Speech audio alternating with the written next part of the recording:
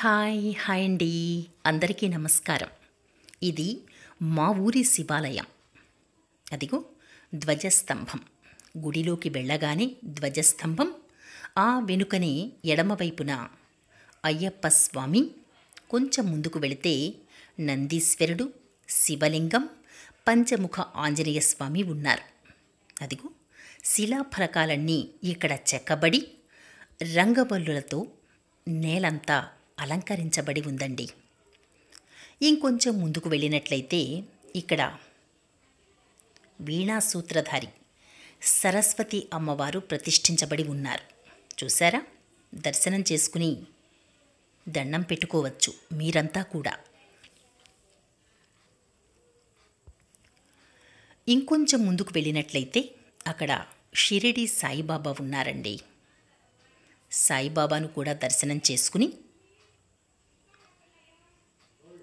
ఆ తర్వాత ఇంకొంచెం ముందుకు వెళ్ళాలి. శిలాఫలకాల మీద దాతలందరి పేర్లు చెక్కబడి ఉన్నాయి. ముందుకు వెళ్ళినట్లయితే అక్కడ అమ్మవారు, ఆ తర్వాత సుబ్రహ్మణ్యేశ్వర స్వామి, ఆ తర్వాత నవగ్రహ మండపం ఉందండి.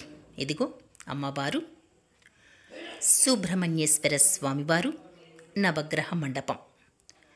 ధ్వజస్తంభం చుట్టూ తిరిగి గుడి లోపలికి ప్రవేశించిన తరువాత మనం మొదటగా వెళ్ళేది నందీశ్వరుడి దగ్గరికి. చూసారా?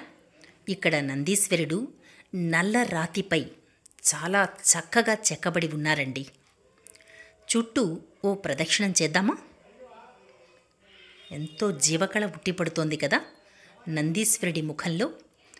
చుట్టూ ప్రదక్షిణ చేసిన తరువాత మనం మొదటగా వెళ్ళేది విఘ్ననాయకుడు విఘ్నేశ్వరుని దగ్గరకు వెళ్ళి దర్శనం చేసుకుని ఆయనను కోరికలు కోరుకుని ఆ తర్వాత మనం ఈశ్వరుని దగ్గరకు వెళదామా? అదిగో లోపల అభిషేకం జరుగుతోందండి. ఈ లోపల అదిగో అభిషేకం స్వామివారికి.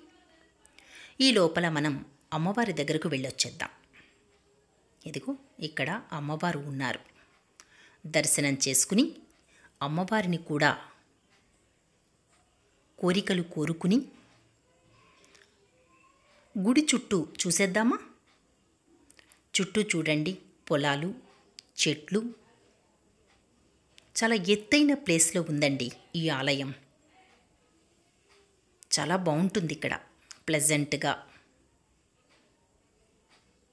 చుట్టూ కూడా నిర్మానుష్యంగా ఎంతో ప్రశాంతమైన వాతావరణం, పొల్యూషన్ లేనటువంటి వాతావరణం ఇక్కడ ఉంది. ఆ ఎదురుగా రోడ్, వచ్చిపోయే వాహనాలన్నీ కూడా ఈ గుడి లోపలికి వచ్చి దర్శనం చేసుకుని వెళుతూ ఉంటాయి. భక్తులు కూర్చోవడానికి కుర్చీలు కూడా ఏర్పాటు చేశారు కమిటీ వారు. ఓసారి అలా లోపలికి వెళదామా? గర్భగుడిలోకి వెళ్ళి స్వామివారిని దర్శించుకుందామా? పదండి. అదిగో అభిషేకం జరుగుతోందండి. లోపల చిన్న పాపను తీసుకొచ్చారు.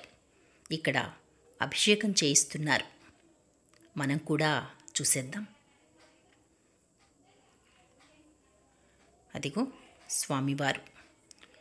గర్భగుడిలో ఉన్న స్వామివారిని దర్శించుకుని కోరిన కోరికలు కోరుకుంటే ఆ కోరికలన్నీ తీరి మనసు హాయిగా ఉంటుందని మన నమ్మకం.